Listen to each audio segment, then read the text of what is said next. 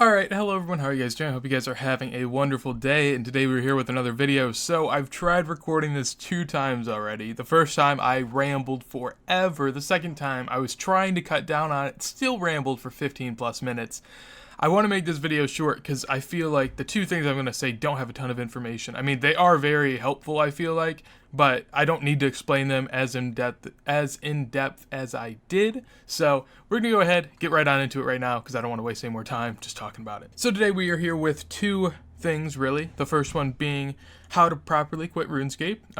No one can properly quit RuneScape, and I'm taking that into consideration. And number 2 is a good investment opportunity that I see in game. It's not happening right now. It'll happen in about 2 to 3 months, but stick with me because if I release a video then you're not going to be able to make that much money, but if you remember now, you will make money. Alright, so the first part being how to quit RuneScape properly. You see the items I have on screen? This is how people quit RuneScape, not necessarily in exactly this gear, but people quit RuneScape in a way that isn't efficient. They either keep their money in gear, or I guess keep their bank value in gear, or keep their bank value in coins. And neither one of those are the proper way to go about it, because odds are you're going to come back here in a couple months and you're going to be like, damn, everything dropped in price, because that's the way the game works. If you guys don't know that, realistically, this game's very bad at keeping coin value the same. That can be shown in RS3, and I'll go ahead and show that now. And there it is. A friend makes an appearance. So, what I want to focus on here, and I'll zoom in on it now, is what he actually has up on screen. I could not find the website that he used to do this, and most websites only go a year back in time, so it's very hard to find prices.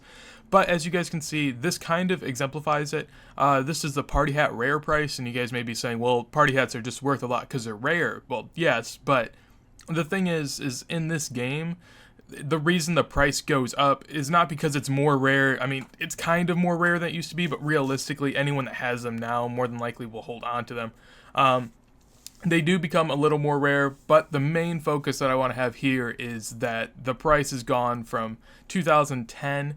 It went from probably like 250 mil, and now I think it's somewhere around 5 bill. Don't quote me on that, but I believe that's around where it is. I know it could be just because this thing is rare, but I'll go ahead and show you guys. I guess I can show you, but you guys will just have to believe me. The same thing happens with bond prices for RS3. Alright, here we are. This is the bond price in RS3. The bond price has recently hit 12.7 mil, and if you look in the last 6 months, it's hit a high of 17 mil. Now, how is this proving anything? Because I can't go back far enough.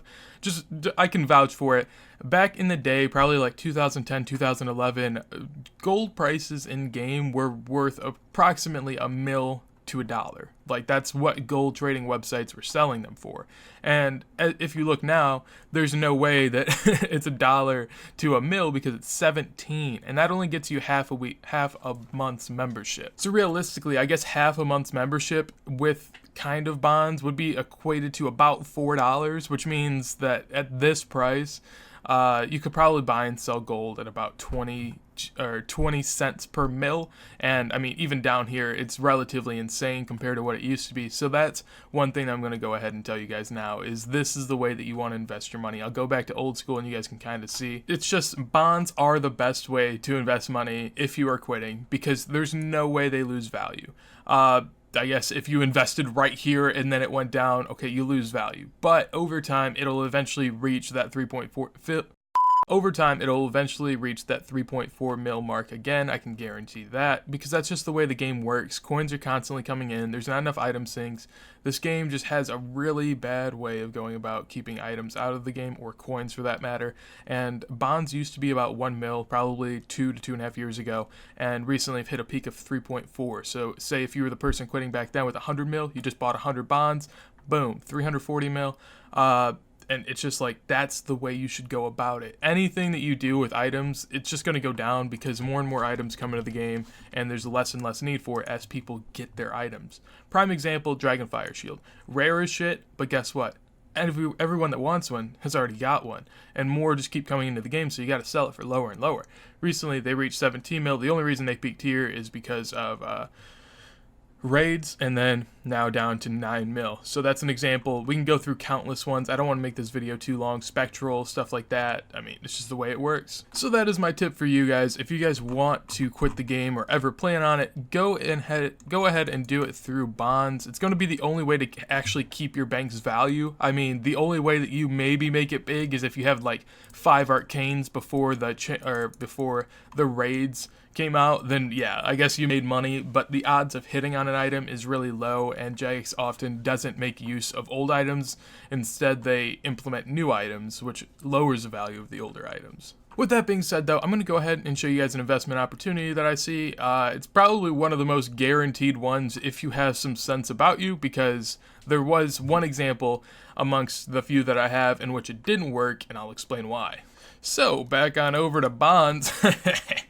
But yeah, I mean, I was just thinking about this in class the other day, and it just made sense. It made so much sense. Bonds are 3 mil right now, but I'll go ahead and show you guys on a yearly scale what I'm talking about. So if we look at the monthly, there will be a pretty big spike of late, and you guys may be like, well, what's that for? That is Deadman Seasonal. Bonds go up so much for Deadman Seasonal. If you buy 3 weeks in advance, is what I'm saying is a typical low. If you buy 3 weeks in advance, you could get this for 2.2 mil. And I'll go ahead and explain this now for anyone that has questions on it. Yes, I do understand that bonds need to be converted into tradable ones. However, the margin on them, as you guys can see up here, is usually around what it costs to go ahead and buy and sell one. So if you buy for the low here, sell for the high here, your margin on buying low and selling high should be enough to cover the cost of you just transferring it into a tradable bond. So what I'm trying to say is, as you guys can see right here, 2.5, you could probably sell it for about 2.7, and down here at 2.25, you could probably buy it for about 2.15. In total, that leaves you about a 550k margin, and maybe you have to spend 200k to go ahead and convert it. Still leaving you 350k, maybe 300k, which based on investment is really good. That's like a 14% return, which, I mean, anyone wants. If you could put in 100 mil into that, and then in 3 weeks you get 114 mil, why wouldn't you do that? I'll go on a yearly scale, and I'll go ahead and show you guys that this works again. So as you guys can see here, on June 22nd, price was at 2.8 mil, probably around 3, and just about a month before, price was down to 2.4. You could probably buy it for about 2.3, which is almost like a 400 to 500k margin. You just have to know when to buy. It's typically 3 weeks to a month in advance is what I'm seeing, and that is another example. So even from there, we have another Deadman mode that came out in September. That reached a high of 3.2, and as you guys can see, about 3 weeks to a month beforehand, they had a low of 2.8. Probably buy it for 2.7, probably sell it for maybe 3.3 up here. Still leaves you another 300k profit, which is still a 10% on return, if not a little more, 11 to 12%. Now, the one time that this has failed, from what I'm looking at, is Deadman Seasonal number 4. When it opened, I guess. Now, the problem here is I think there was so much hype behind the raids coming out that people were buying bonds so that they could train up accounts and actually have stuff in game for this amazing time that was about to be raids. So that kind of overshadowed the Deadman Seasonal of that moment. So you have to understand that if there's a huge update like raids coming out, you may be overshadowed. However, that's like the only time I've seen that happen. I mean, that's like the biggest update this game's ever had. So that would explain why it reached such a peak.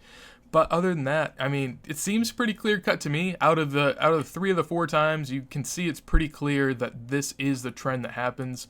I'd be interested to see how it goes on the next one. I definitely have faith in it and may even invest in it myself. The reason I say may and not guaranteed is because I don't know how much money I'll have spare on my main and my noob account, as I do have to make videos and stuff like that. But it's something I want to share with you guys. If you guys want me to make a video on this before it happens again, to buy bonds, I'll probably do it. If you guys don't want me to, just tell me not to. But with that being said, that'll be it for this video. Hopefully you guys enjoyed. If you guys did, make sure to leave a like. If you guys have anything you want to tell me, comment that down below. Subscribe for future videos. And yeah, nonetheless, with that being said, hope you guys have a wonderful day, and peace. Now we'll go on a yearly scale and show you. Fucking bitch. I don't give a fuck what Draymond Green said.